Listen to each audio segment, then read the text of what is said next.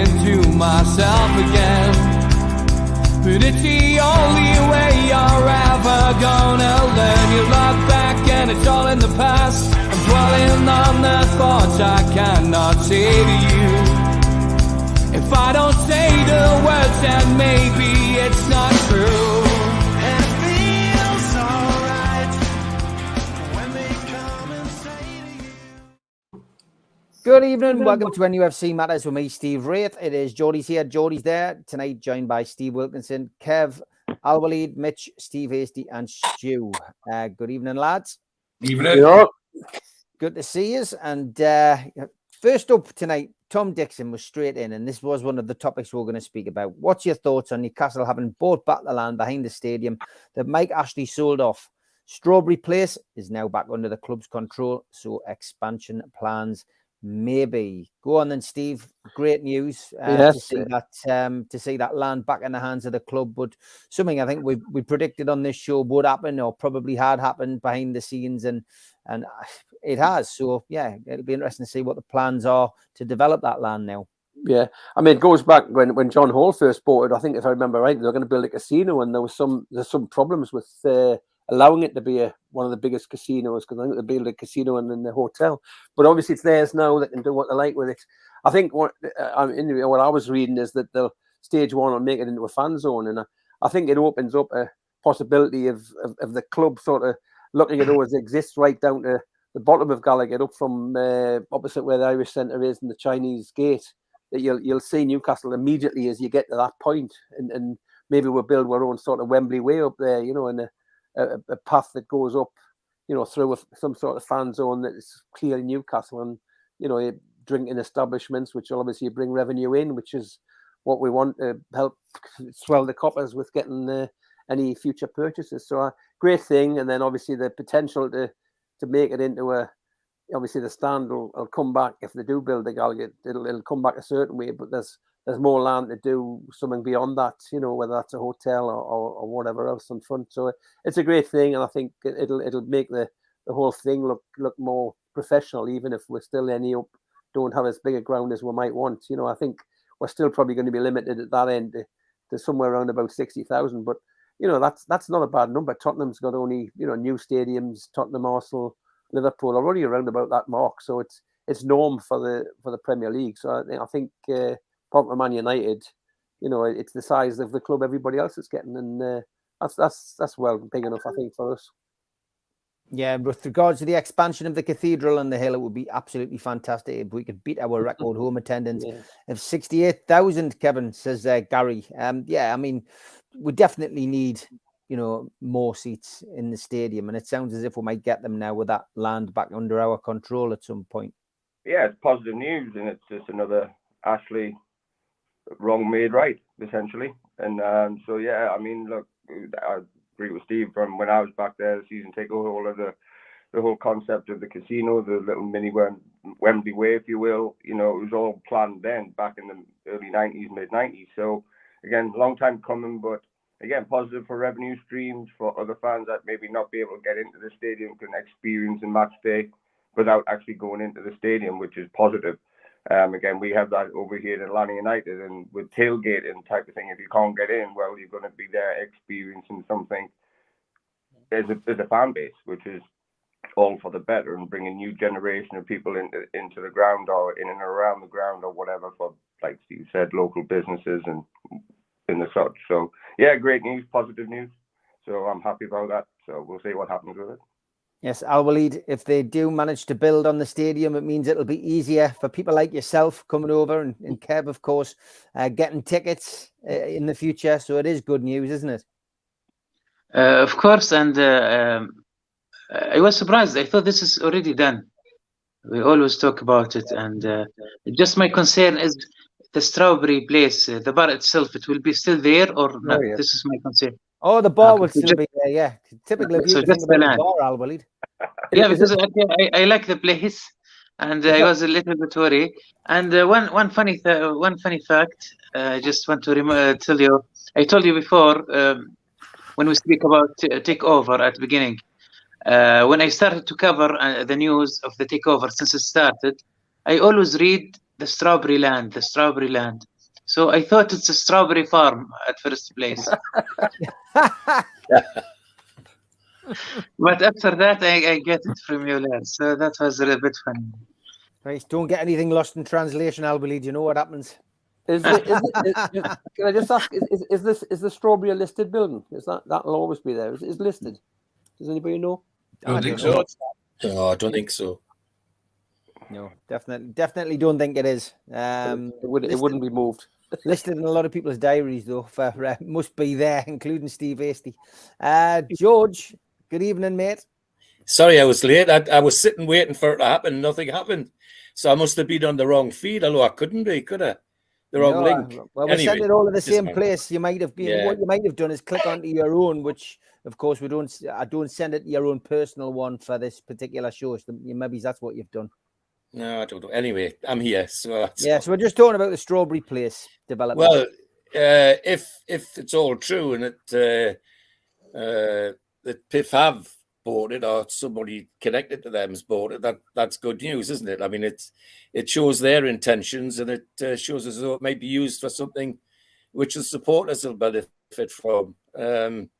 Because what was happening before was just people. Sound to me like people trying to make money out of the council and anybody else that would give them money. Where this sounds much more positive in terms of football interest, should we say? So I think I'm delighted if that's all true. It makes good sense for them, and it makes good sense for us. As I say, it's good football sense that something that's going to be positive for the ground and for the fans and whatever they do with it, it's certainly going to be to our benefit, in my view. If they build up the Gallagher, the ground will look all shapes and sizes, says John Spence. Mitch, it's I mean, it's going to look lopsided. Leeds United's had that same problem for years as well, but it's not about what it looks like, it's about what it does, and we know that the East Stand is the most dated stand there now, and I'm sure once they see what the demand is like for any increase on the Gallagher, then maybe that will be the next port of call. But for now, it'll be the Gallagher and see what happens. Yeah, I mean the problem with Strawberry Land always was the ransom strip in the past, and now that seems to be resolved. When Ashley was selling bits off here, there, and every bloody way. It's just good to see the land back in possession of the club. What was once part of the whole is made whole again. I think that the concepts and the ideas are certainly something that we were aware that they wanted to address where and when they could, and they've obviously seen an opportunity to do so and acted on it. And I think that speaks volumes about the way or the intent of the new ownership, really, compared to owners in the past. I think the idea of having the fan zone and changing the match day experience or enhancing the match day experience, I think is good.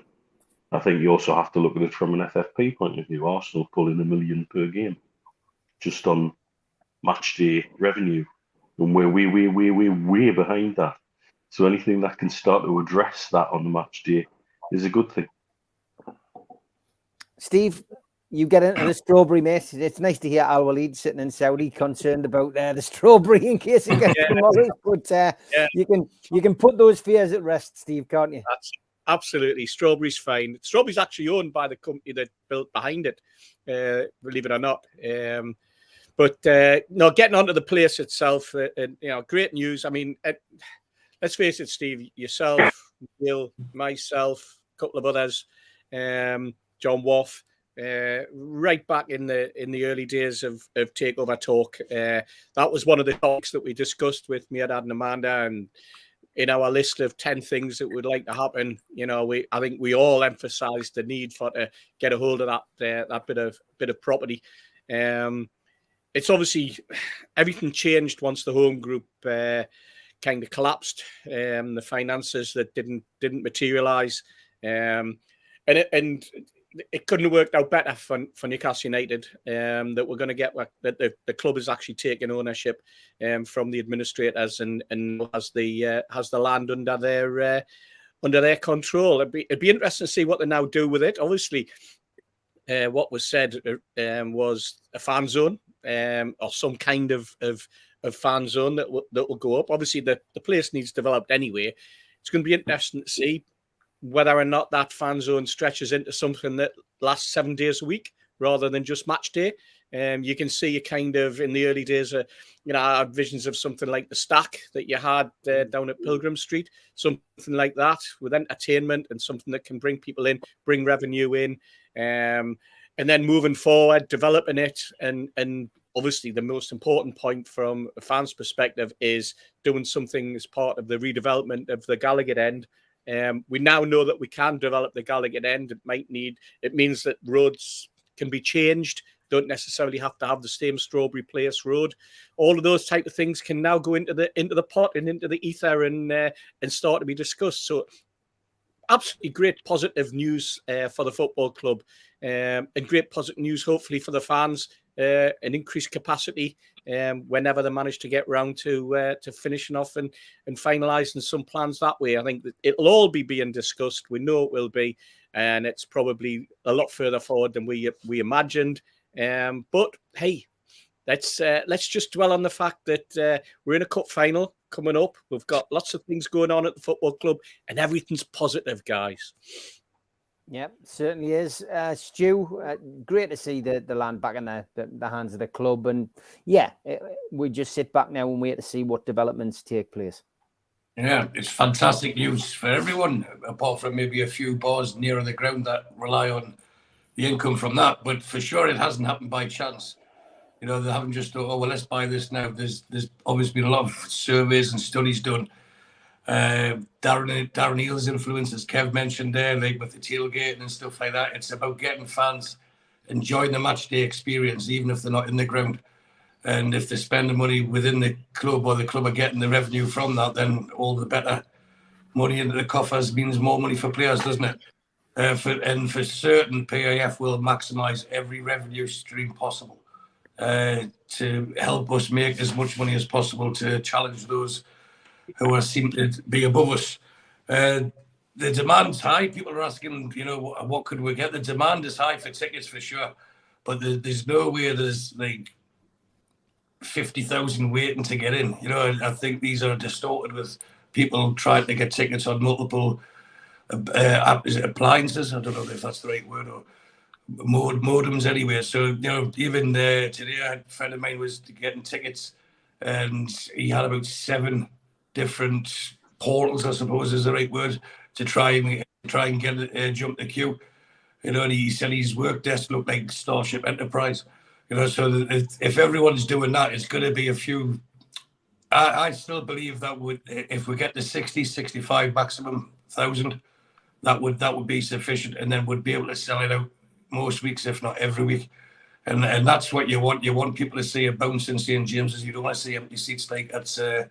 Some clubs won't point the fingers at because they've got enough trouble going on at the moment, where they build the ground, they expect the revenue, and they can't get the seats in. So, yes, we are loyal. Yes, we have a fan base that is desperate for success. But what you don't need is a ground that's too big, if that makes sense.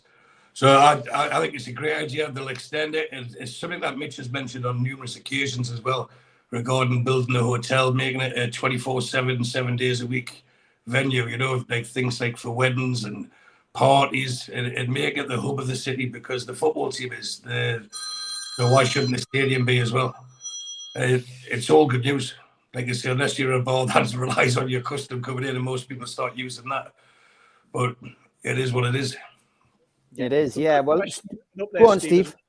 Some good questions coming up there on the bottom. I mean, somebody mentioned there the Qatar Stadium, 974. Now that's going to Africa.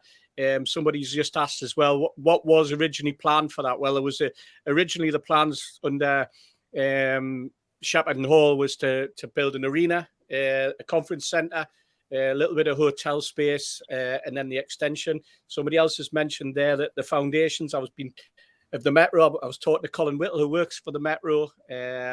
One of the solicitors, and he said there's no issues. Don't worry about the tunnel on the Metro. No issues whatsoever. Can easily be capped. It's not a problem going forward.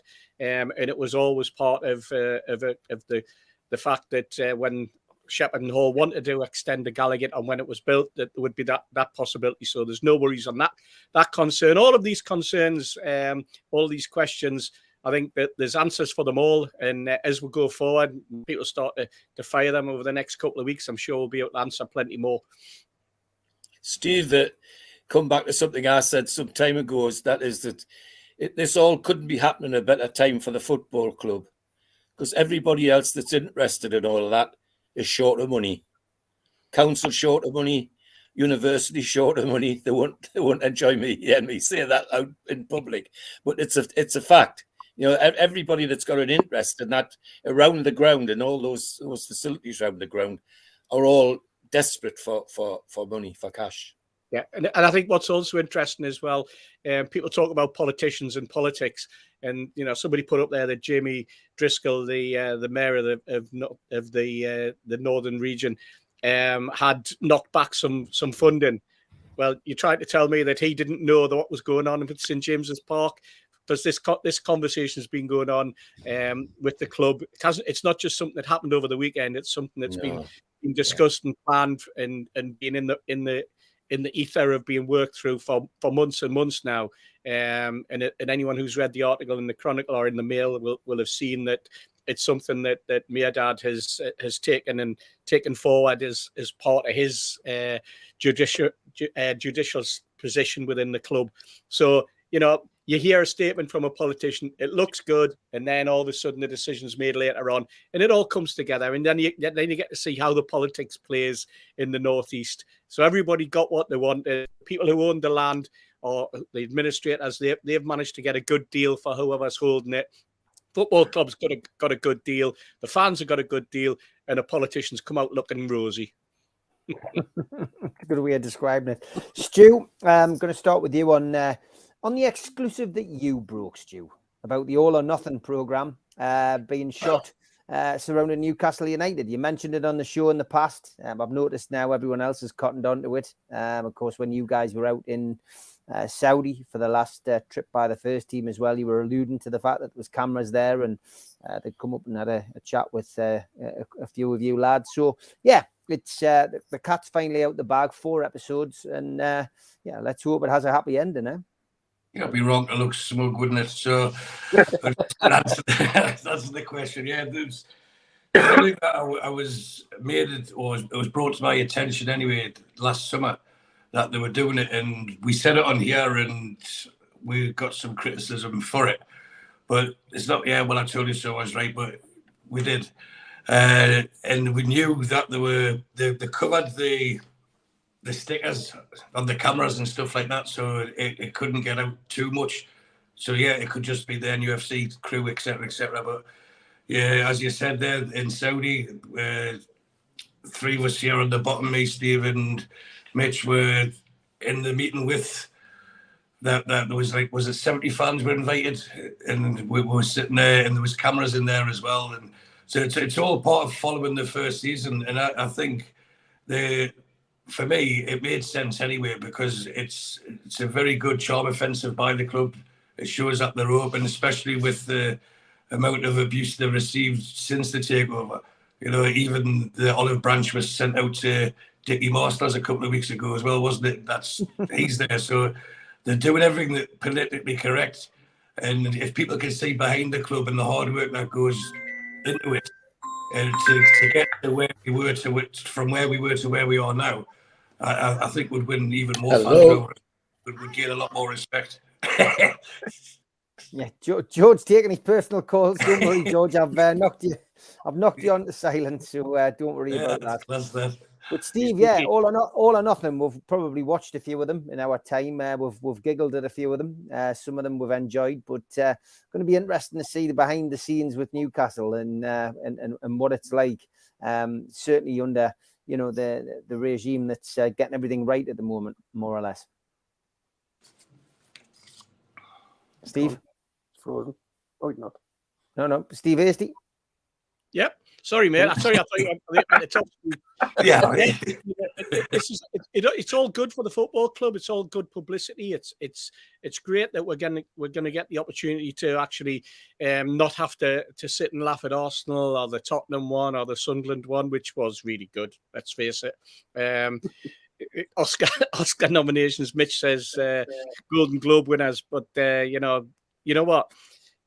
When we were there, like Stu says, that we knew what was going on. We knew they were filming it. They obviously got a nice distribution deal that's been set up now. They've done a lot of the filming behind the scenes over the past few months themselves, and then they bring that together with the production team, bring it together, get a good distribution deal out of it, and then it makes the football club look good. It gives fans who are overseas an opportunity to see behind the scenes what the football club's all about. I mean, we know in our own heart of hearts what Newcastle United is, but some of our new fans, might never have been to St James's Park. They've just seen various things on TV on match days, and now they're going to get to see a different side of the football club, and that's all positive. It's all good stuff. It's all part of the development of the football club, and I'm looking forward to seeing how it goes. Obviously, we are the Geordies, which was a different type of film. That was very much looking at the promotion season through the eyes of the supporters over the year. And it's good the football club's now engaged in doing something that they want to get over, which is the viewpoint from within the football club itself. Yeah.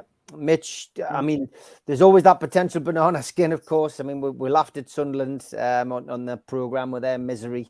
Obviously, for us, I guess the worst that can happen is we'll lose the cup final and we don't qualify for Europe. And, everyone has a laugh at us and our expense. But other than that, it's just going to give us an insight into the club that we don't normally get. Tom Lynch in the chat there has reminded us there was a programme called The Club, which focused on Newcastle United under the days of Keegan. I've stuck the link in the chat if anybody wants to watch it after the show. But yeah, look, it can always come back and bite you on the backside. But look, it's promoting the brand, Neil. Always can, and it was quite obvious in Saudi that there's no restrictions on access being made, so it's going to make quite an interesting. I think it's going to make quite an interesting documentary. I think it could be quite revealing. I think there's things could come out in that if it's allowed and if it's edited well, that might surprise a few people. And I think even we could get a surprise out of it here or there. You just never know. It's the classic line of there's no publicity is bad publicity. And I think one thing I'm quite sure that will come across if we're referring to this season is how everybody feels well ahead of schedule. And it'll deliver this impact of, just what could this become? And there's a lot of interesting things breaking out of football at the moment. Perhaps we're now understanding more why the owners are being cautious, where other owners seem like they're not being cautious. And some of that might come out through this documentary. Because like I say, it was quite obvious in Saudi.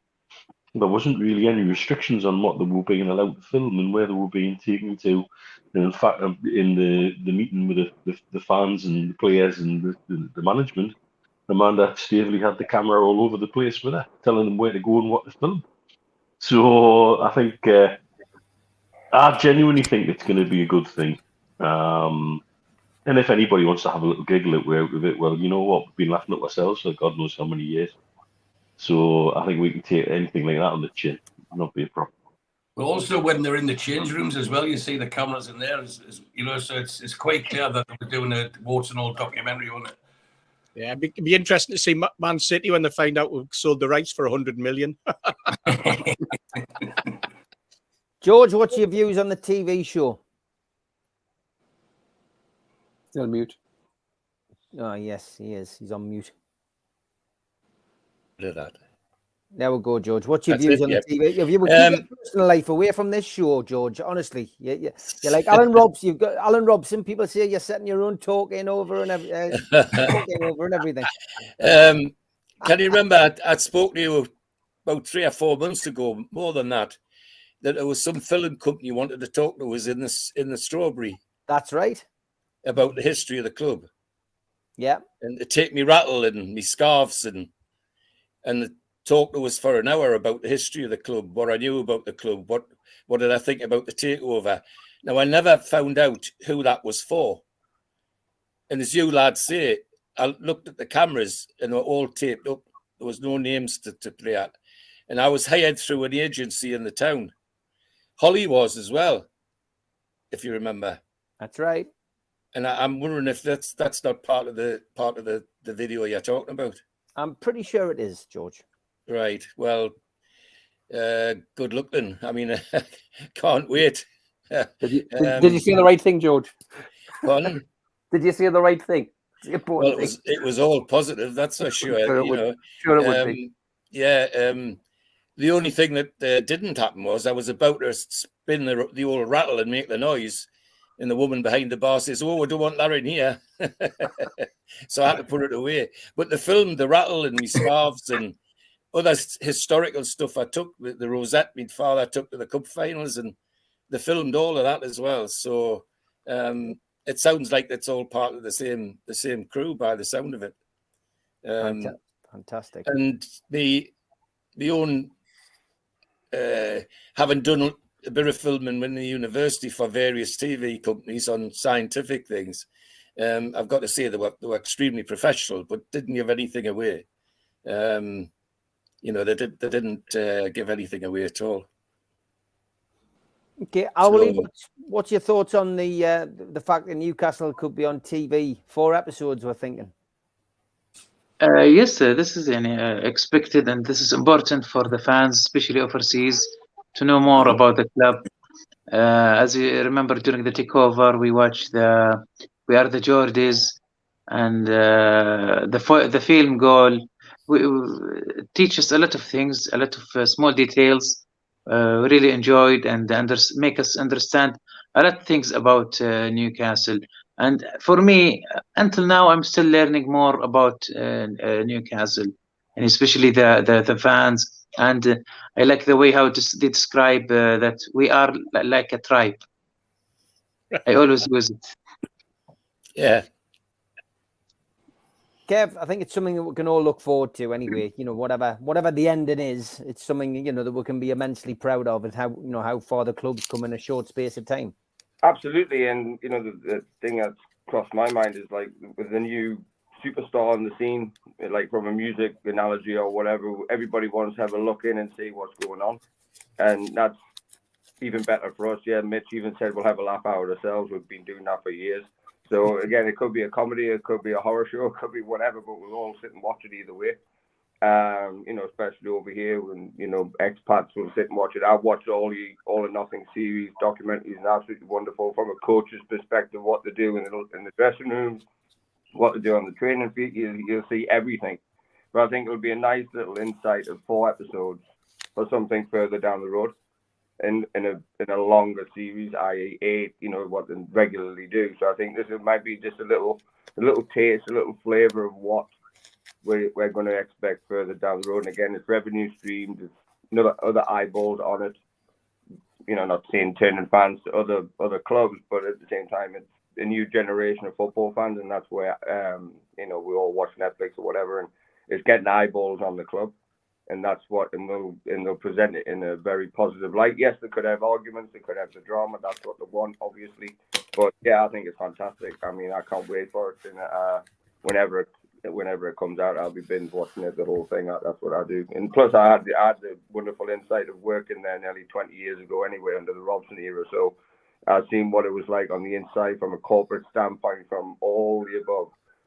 So. It's just going to be interesting to see what it looks like now from my perspective. But yeah, it's fantastic.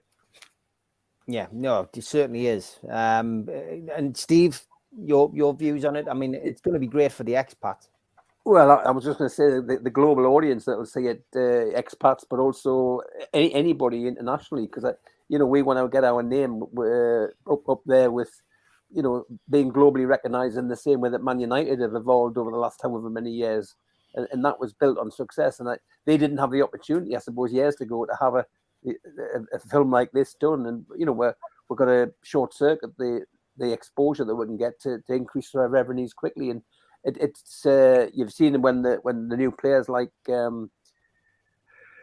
the two lads that came in recently, they were, you saw them showing videos of the past, and I think the fact that George has been involved already, so we suspect that they're going to cover the story. It's 60 years of hurt and how you can move from what was a great successful team domestically up till the 1955, and then how we had won the FA Cup more than anybody at that stage, and won the league several times as well, and how you can have this big period that virtually is all of my time supporting to the transformation that's going on now. It's a story in itself, that, and it's good that it covers that. It's not just a fly on the wall, which is what the Sunderland thing was. There's a year of the club, and we laughed at what was going on a day-to-day basis. Hopefully it'll cover the transition that we've had over the years, and I'm sure they've got footage that they can get a hold of that covers the Keegan era and John Hall's involvement and all that sort of stuff.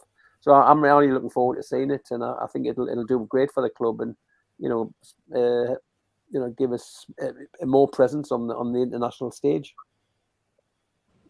Okay, halfway through the show, if anyone's got any questions for George, by the way, ask them.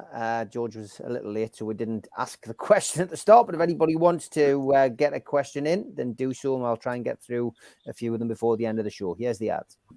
Thanks, as always, to our sponsors, Skips and Bins, telephone 0800 25 45 253, email inquiries at skipsandbins.com, website skipsandbins.com, easy contract free and pay-as-you-go waste collection. Thanks to Mr. Vicky's Sauces, handmade in Cumbria. You can find them at mrvickys.co.uk, email info@mrvickys.co.uk, or telephone 01768 210 102. Thanks to Blowhole Brewery. You can find them at blowholebrewery.co.uk. Beers brewed on the River Tyne.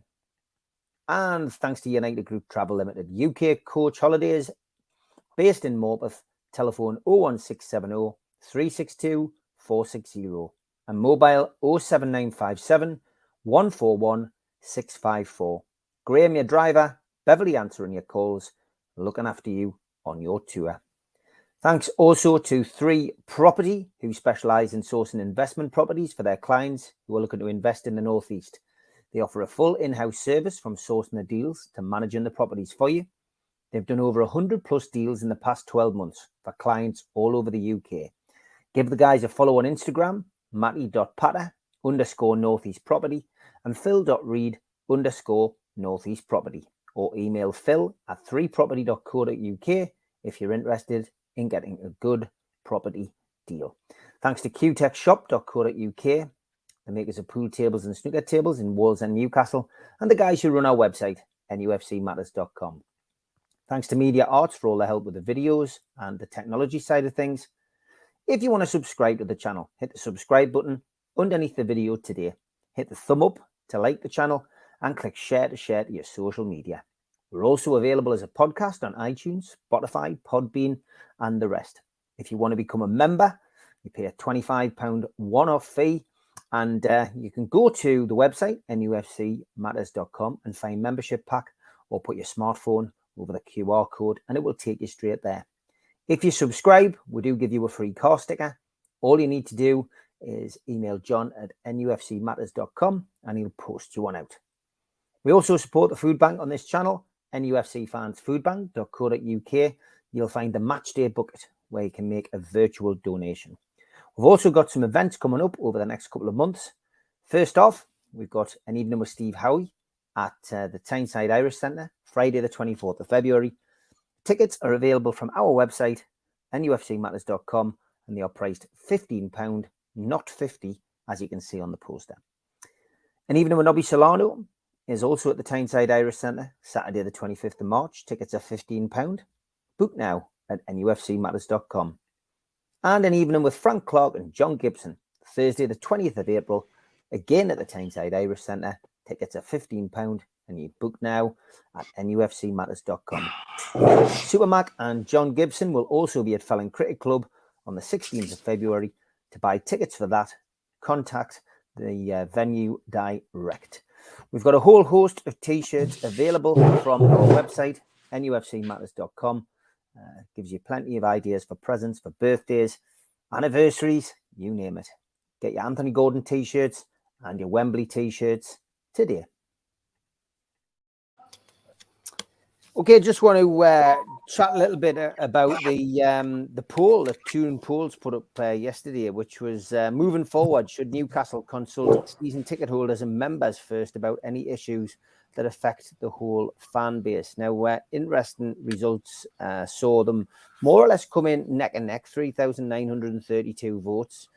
Yes, 49.4, no, 50.6. So a smidgen of people more thinking no, but, you know, almost a 50-50 poll there. So what's your thoughts, Steve? Because, you know, the Supporters Trust were consulted about the ticket allocations for Wembley and how it takes place.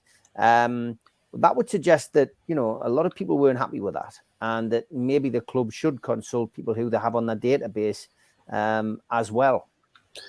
Yeah, I think I don't know whether the club have made a false assumption that because the trust was an elected body, it was representative of the club fan base more than it actually is. I think I felt Darren Eales was going to, as he did in Atlanta, was go and talk to lots of fan groups and then see what the consensus was. And I think, you know, obviously we got to a cup final quicker, and he had a shortcut to come up with something here. And maybe that was the only route. I was speaking to Ros Miller at the match on Saturday, and although in previous times Nudza had also been consulted, they weren't on this occasion, and she was a bit upset that NUST had been and Nudza hadn't. But I think, you know, Darren Eales at the beginning said fan engagement was important, and that was what built up Atlanta. And I think that they want to do that, but I think they've got to recognise that the trust isn't representative of everybody. You know, and you know, I think there's a lesson to be learned from what's gone on now. I think that, you know, we've seen a lot of people commenting on here and then on social media that they didn't think the way that they've allocated this time was correct, particularly the definition of loyalty. We've talked about what loyalty means, and loyalty is the people, to me, who have been going the longest. You don't get any points for how many years you've had a season ticket. That would be a great, you know, even if you got 1 point for every season you'd had a loyalty, I would have well had 25 points. And you know, whereas it's really purely based on away games, which, you know, when you get to a certain age and other reasons why you can't just go to away games. So it isn't necessarily the best supporters who have had first choice at the tickets that go to away games and getting them. So I think you know, there's probably lessons learned, but I suppose in some ways they were rushed into it because of the timescales.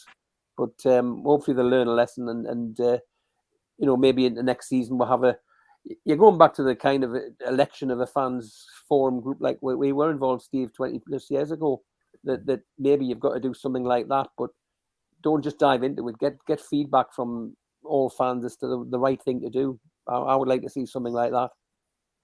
Kev, I'm not just saying this, you know, with reference to tickets either. I mean, Toon Polls put it out. It was, you know, it's a really good thread. There's some really good points made on there. You see a cross section of support. But let's say, for instance, hypothetically, the club wanted to change the club badge, or the club wanted to move from St James's Park. Then surely they're not just going to consult the trust on something like that, which, you know, yes, it's an elected body. And I know some people feel that it's the only body that should have a say within our fan base because it's an elected body, but it doesn't even cover, you know, for me, probably a third of the fan base. So ultimately for me, what I'm trying to say is, you know, reading Toon Polls' results there, maybe the club do need to be a little bit more forthright. And hearing Steve say that the Newcastle United, you know, Disabled Supporters Association weren't consulted this time, when in the past they were by less ingenious regimes at the club. You know, that's not good, that. And I'm not trying to cast negativity on the new owners. So, you know, anyone in the chat, don't get us wrong.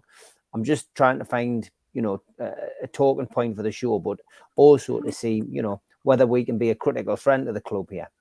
We can be, and the big thing for me is the sample size of the Supporters Trust, like you just mentioned. I mean, it was very narrow and probably the not as broad-minded. I mean, I'm still a season ticket holder this day, and I've never, and I'm over here, just like, Stu and the lads who are outside of the country.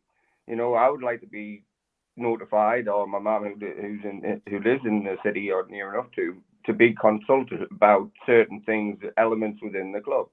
Yes, we know that. I know that Darren Eales is a very personal fan, because again, without fans, football is nothing in his opinion. But again, he was the first person in the club here in Atlanta United, so he had to literally force the city's hand to get people through the door. So it was a little different, but at the same time, I think the club hands were forced based on that we got to a final early, so they had to react in that situation. And again, the time element from the club's perspective was against them. So I understand that, but again, just reach out to those, again, George, who's got a season ticket for how many years, Steve, exactly the same thing.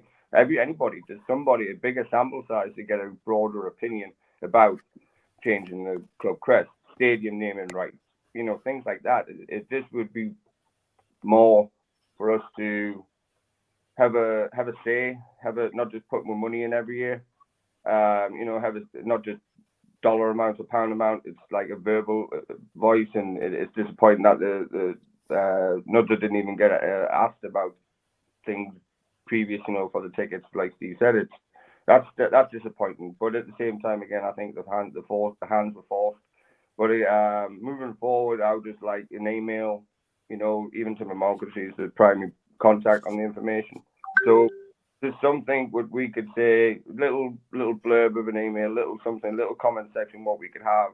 Yes, no, little polls like what Toon polls are doing, but the club can do that. The club can send stuff that out to the broader fan base, and then they can get analytical data to support what their question is. Again, it's just quite the simplicity of it. It's just so easy to do, but again, it's just implementing that simplistic nature of asking certain questions to a broader fan base across the world. Because people in Australia, myself in the United States, have different opinions of how things should be done. It's not just NUFC. It's not just those. There's other opinions within this football club. So again, I would just give Mr. Eales a bit of time, because I know what he's done here, and he's built an absolute colossus of a club.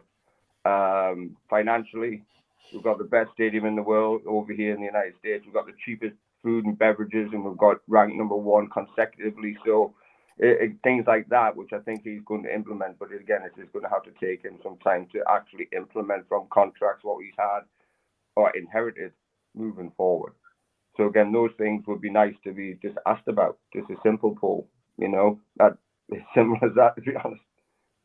Mm-hmm. The trust doesn't represent the fans, full stop. In the Ashley era, they ran a vote about boycotting a match. 90% said yes. The trust didn't back the boycott, says Craig.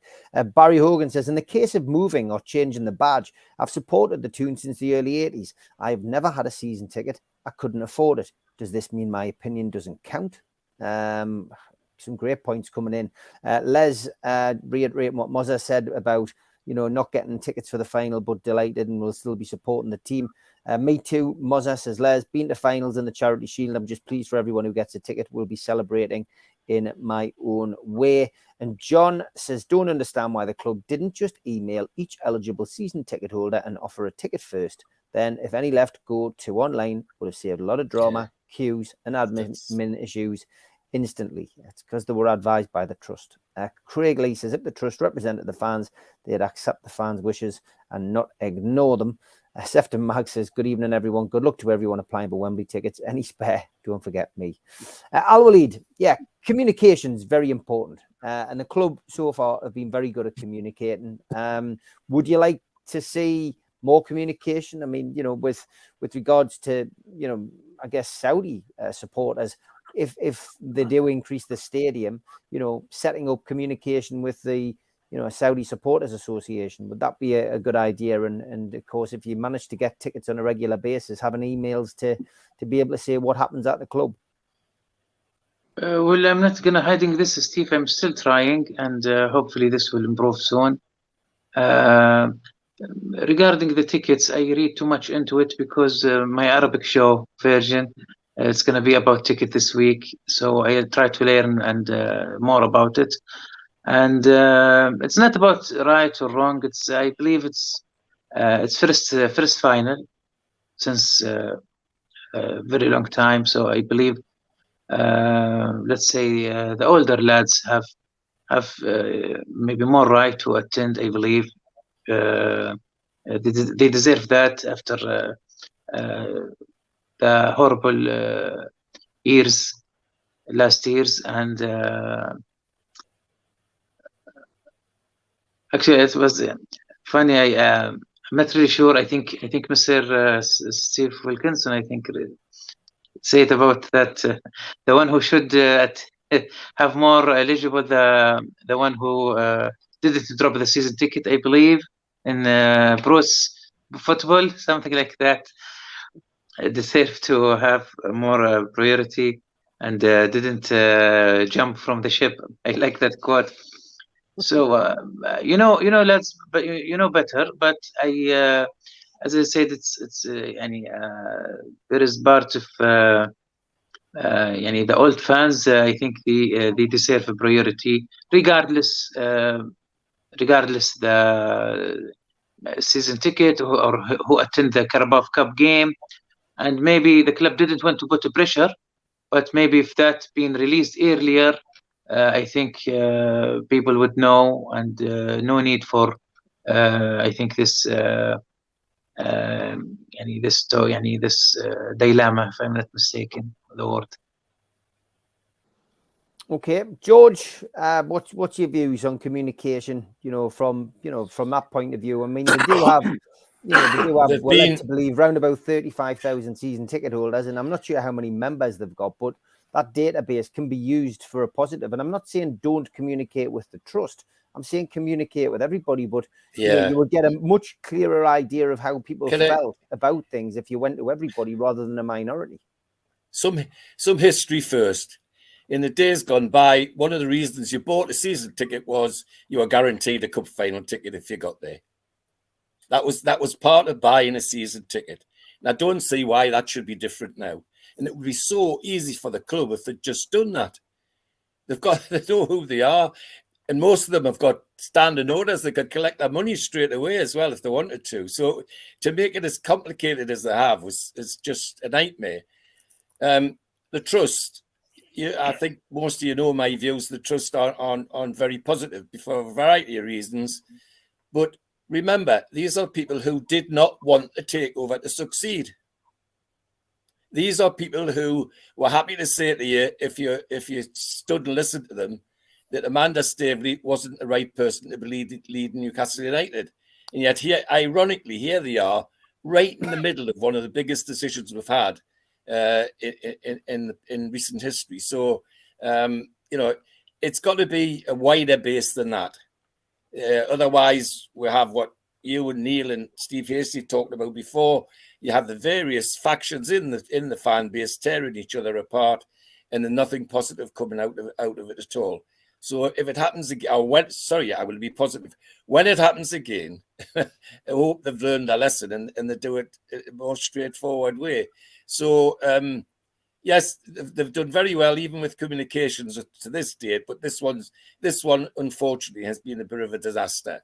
And I'm sad to say it's not all of their own making, by the sound of it. But yeah, the communication's been great, but needs to be a bit more sensible on this issue. Mitch, communication is what we're talking about here. We've spoken about it many times ourselves over a drink or over this podcast. But just use as many people's opinions as possible is what I would do. Yeah, I would love to sit here and say we've come such a long way since the days of being poked in the chest by Derek Lambias. But in some respects we have, and in some respects we haven't. Give you an idea of something I'm involved with at the minute.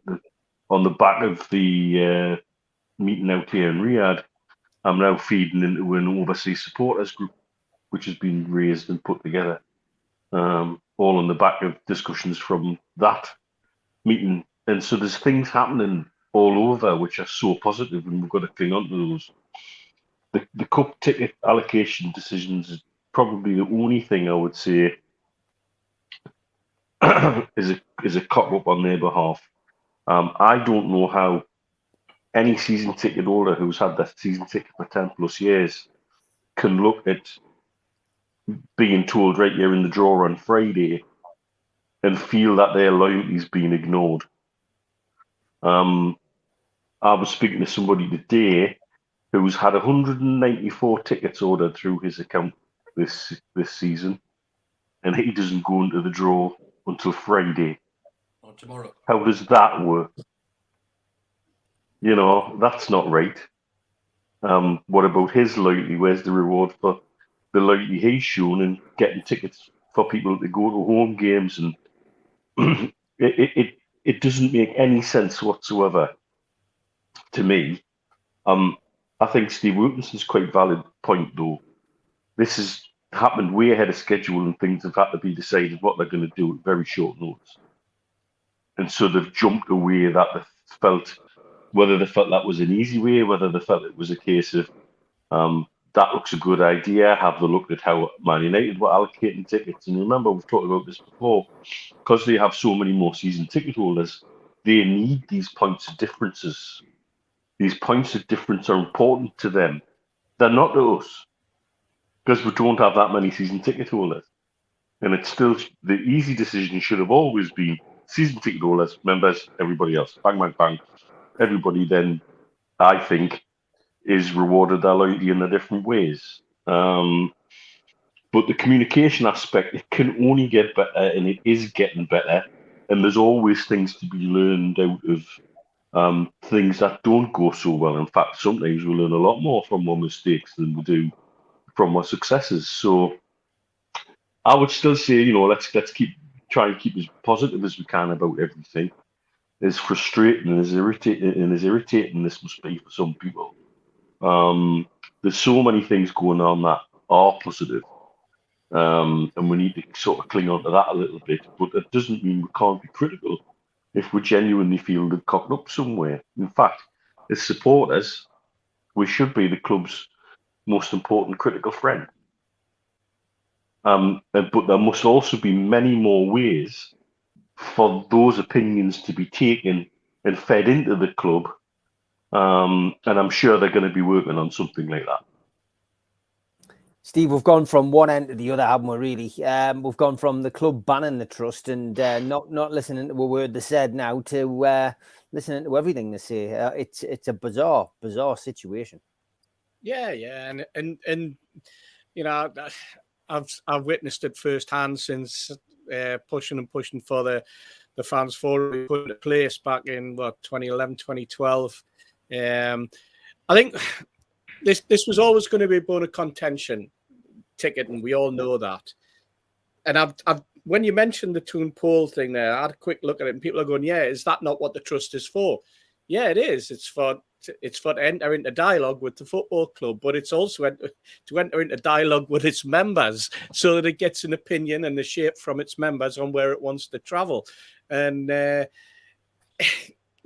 excuse will be that the board, however many of them had the conversation, didn't have the conversation with their members as well. They had a conversation with the club, and together they came up with something. So half a dozen people, or even less, in a room came up with the system of 25 for the first tranche, and then how it then filtered through, because you know it was the Carabao Cup, so it's only Carabao Cup games, etc. And then the argument could be that we didn't have very much time. So, not being funny, but we've had all season. You know, they could have had the conversation. If we get to a cup final, how will the cup distribution take place? What will the plans be? And there could have been this ongoing dialogue for the last 6 months. It could have been happening since July, before the season started. So at least they had something in place. What it looks like is a mad panic, a rush job, and some figures plucked out the sky. Where you come up with 25, I don't know. Why wasn't it 50? Why wasn't it 12? Did the club say that 25 gives you a line of something that they could control over the first couple of days? In other words, you know, approximately 10,000 people or 5,000 people or whatever. We'll never know. It'll never ever be communicated. It'll never filter through. somebody went off cack-handed. I don't know. It's difficult to say. No matter what happened, there are going to be people disappointed.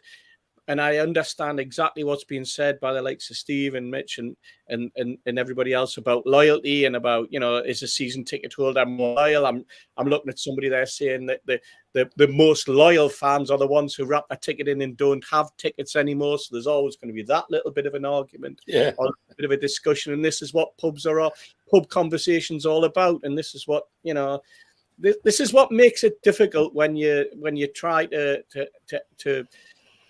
bring a cohesive argument or a cohesive discussion into place with a football club. And we tried since, like I say, 2011.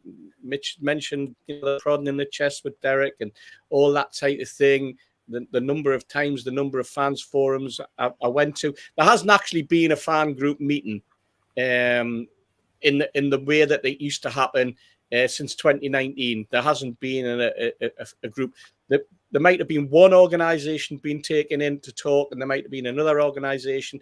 I don't think NUFC have had any meetings with the football club whatsoever in the manner that they used to. I think that there's now a diversity group that looks at various diverse aspects of the fan base, and then there's a supporters trust. And they don't minute anything, so you don't know what they're discussing anyway. So it's all very, very cloak and dagger, closed shop. And it's something that Newcastle United need to get a grip of. Yeah, I would agree with that 100%. And yeah, look, for me, it's just communication to other fan groups is very important. Something which certainly, if I get a chance to speak to Darren Eales, it's something I'll push forward. And I'll take into mind what you said, Kevin, earlier on. That Darren got it right. Give him time. Well, no, this is what I was going to say. This is how it works over here. When the club was first formed in 2017, there was a membership group formed called the 17s. And if you're watching the United game, they stand behind it. They go flags, they go drums. You know, we call them the crazy crew because they just create the atmosphere in the stadium. But they're 17s, and it was open to everybody to be a part of that 17s. And they get the first, like for the 2018 MLS Cup final, they got first dibs of tickets. Mm-hmm. That's how it worked. Then it opened up to general sale. That was it.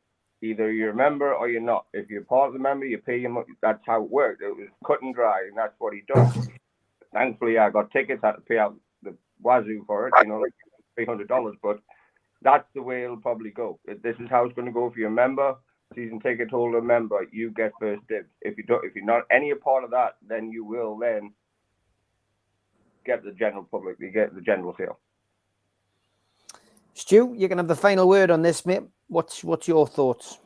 But you asked me on Sunday what I thought about the ticket allocation, and the two words I used, and I still stand by, is unnecessarily complicated. You know, it's something that Steve Hasties just said there is like, why 25? Why not 20? Why not 50? Why not this? And was it to make it equal tranches on each day so the website could handle it and the phone lines could be manned properly and stuff like that? But regarding the trust, you're never going to please everyone all the time, but you should try and please some of the people some of the time. And instead of, you know, leaving yourself exposed to suggestions that, you know, the people that you've looked after first and foremost is not the people you're representing, but the people amongst yourselves. I might be wrong with the figures, but I think the trust has 14,000 members. Is that right? Does anyone? In and around that, yeah. Right. Yeah. Maybe more. But, and again, I may be wrong, but I'm under the impression that the majority of those joined when the Ashley Out campaign was at its peak. And it was a quid for a year. I was behind that. I was behind the promotion. We're getting ex-players and celebrities on. And there was a big surge of membership. So some people are, okay, I'll put a quid in or I'll put a tenner in if it's for life. It makes no difference. It was a show of why we want Ashley Out. It wasn't to say, okay, you speak on our behalf, because the opportunities have been there to speak on our behalf during the takeover. There was polls everywhere, even in the Chronicle, the Toon polls. There's polls, all of them, 95, 96, 97, 99% in favour of the takeover. And for me, where I lost, I wouldn't say respect, but where I lost the trust of the trust was when they had the opportunity to meet with the Premier League. They didn't force the issue. They went more cap in hand. They're okay. Now, for this to happen, the one thing that is sticking in the back of my mind is, right, they're amongst the board and they're all supporters of Newcastle. We're all supporters of Newcastle. So, as I said, there's the simplest way, in my opinion, but I could be wrong, just like some people are saying their opinion's wrong. The simplest way would have been length of membership, because as in season ticket. Because I paid for a season ticket last season, but if it come down to me versus someone who'd been there for 15 years, at least I would understand why I didn't get my ticket. But if you've been a season ticket holder for a number of years, but you haven't been to away games, there's a lot of season ticket holders around the country that can't get to home games, can't get to away games and the midweek games. And, you know, there's a lot of things that need to get taken in consideration. To me, the primary decision should have been length of season ticket. And if they can't judge that, they haven't got the records to go back. They should say, right, okay, there will be a way to gauge who the first 20,000 are. Because if you're a member and you know there's 28,000 tickets going to fans and there's 35,000 season tickets, you've got to question, why am I paying to be a member? You know, so there's so many questions. It's created more questions than answers that were given. And it's the silence that's deafening, the lack of response, which I think is the most frustration. But it's an emotional subject, it's an emotional topic, because every Newcastle fan who's capable of going wants to go. And there's going to be so many that miss out. And there'll be so many that people say they're not worthy to go, he's not worthy to go, she's not worthy to go. How come they've got a ticket? They haven't even supported Newcastle for that long. They don't even support Newcastle. If the season ticket holders get the first choice, then the members are the next. To me, that's where it should have went to. Season tickets, yes or no? Not every season ticket will take a cup final ticket. I was speaking to the same person that Mitch was speaking to today, a separate conversation, obviously. You know, and you have a lot of season ticket holders who are older. You know, they're an older generation, and they won't buy a cup final ticket and give it to someone else if they're not going, because they'll be scared that if there's trouble, they'll lose their tickets, you know, the embarrassment and stuff like that. So there's a lot of people who won't, not a lot, but there's a minority who won't take the tickets. So if there is a surplus, members, as it used to be, you've went to the cup rounds, your first choice. So once the season tickets have all been fed and watered, whatever's left, the club could say, right, we have X amount of tickets left. Anyone who's been to the 4 home cup games or 4 home cup games and 2 away games, that's where your loyalty comes in.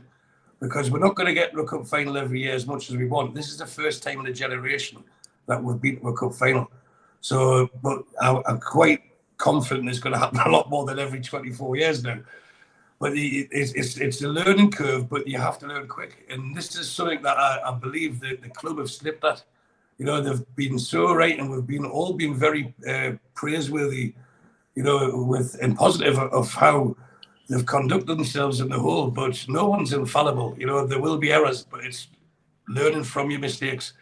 And if you've got someone who's a season ticket holder who, for argument's sake, lives in, I don't know, the Northwest and can't get across for work reasons for those League Cup games, but he's been a season ticket over 20 years, does he not get it? Is he not allowed to ticket? Because you buy a season ticket not expecting to get the cup final. You buy a season ticket to show your commitment to the club and the loyalty. And that's why people buy season tickets. You're guaranteed to get a ticket to support your team. And if you've got a ticket to support your team, and then when it comes to the game that you want to go more than any, and you get that someone who's been to a few away games goes ahead of you, it's not fair. So go back to what I originally said, there probably wasn't I don't think that although if the trust is 14,000 strong, I don't think there's 14,000 active members. I would say there's probably about 25% of that, which so then we're probably looking at 3,000 to 3,500 members that are actually in communication with the club. You can, with the trust, you can tell on the votes that they have, the polls that they have. Not everyone replies. So there's only about, say, 3,000 to 3,500 active trust members that use that channel. Now, that's, I'm trying to get me percentages here now. That's to me, that's probably about 1% of the Newcastle fans worldwide. And I'm saying that's only 300,000 Newcastle fans. I'm sure there's a hell of a lot more than that. So if you only talk about 1% of the Newcastle fan base, how can that be representative to make decisions on who it is? And if rather than have a go at the trust, let's defend them for a second. It could be the club saying, this is going to go tits up, for want of a better phrase. We'll pass it to you so you can take the flak. And they should be standing up and saying, this is what we've done, this is how we're doing it, and everyone was clear from day one. And I truly hope, as George said, when we get to the, I thought you were asleep there, George. When we'll get the whole, not that boring, is it? When we get to it's me eyes, Stu. It's me eyes. Okay, mate. When we get to the next final, it should just be a lot clearer. You know, there's people who was scared of not applying on Monday because they want to be with their own family or friends who they sit with. I think you were in that category, Steve, as well. I was. You know, and then then having the back of your mind, like, well, what happens if I don't apply on Monday and I do apply on a Wednesday or a Thursday and I got told, well, sorry, your window was Monday, you've missed out. Yeah. You know, so it's there's so much, and Newcastle fans are the best in the world when everyone's together, but we shouldn't be. This is a happy day. I put a tweet out earlier this morning, 18 days away from our first cup final in ages. This should be a joyous, momentous occasion. We're all celebrating. But even on Saturday, there'll be fans travelling to Bournemouth who have applied for tickets on that day and not knowing if they're going to the cup final. And they're travelling all the way to Bournemouth. And the season ticket holders, but they haven't got 25 loyalty points. That's the bit that annoys me more than anything else. Paul Capewell, it's not really about loyalty points, Paul. He says all this about loyalty points. Well, it is because they've got the first. Well, no, it's not really. It's not really because I know somebody who's had a season ticket for longer than I have. I've had a season ticket for 34 years. I've got over 150 loyalty points, and I know somebody who's had a season ticket longer than me. He's got 39 years season ticket unbroken, but doesn't get a chance to go to away games because of work. So he's got virtually no loyalty points, and he can't apply for a ticket now until tomorrow, which is crazy because he ends up in a ballot. Yeah, but there's people who bought a season ticket last year, right? Who have been to 4 Carabao Cup games this season, who are ahead of him. That's my whole point. That means it's not about loyalty points.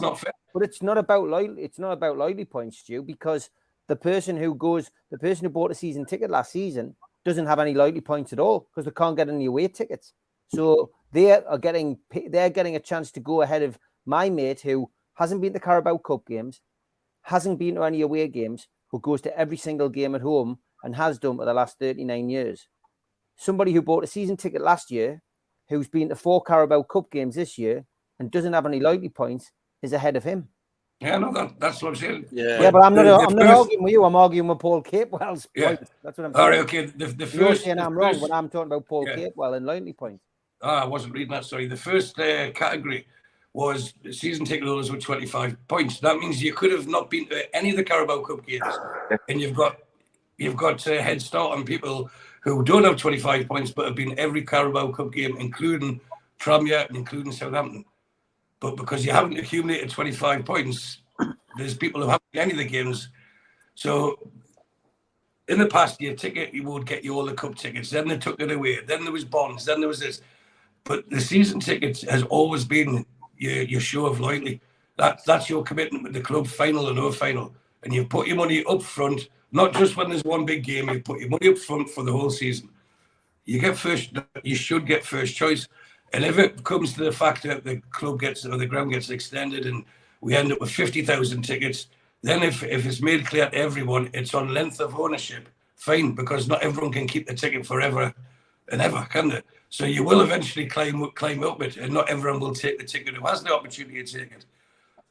You can't do it any other way.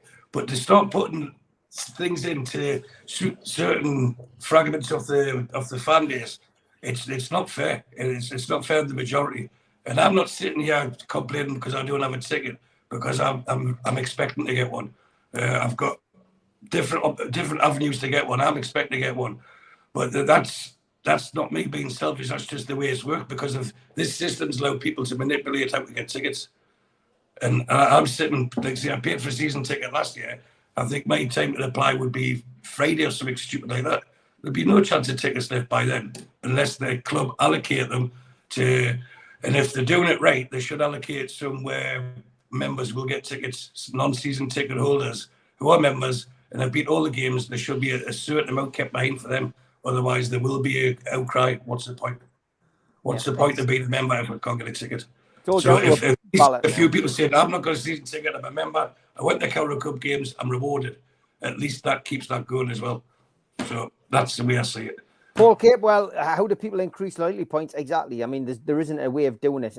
Look, I think we all admit that, you know, we're stuck now with a system and nobody really knows what to do. And my mindset wasn't really to get talking about tickets, which ultimately it's ended up being about tickets.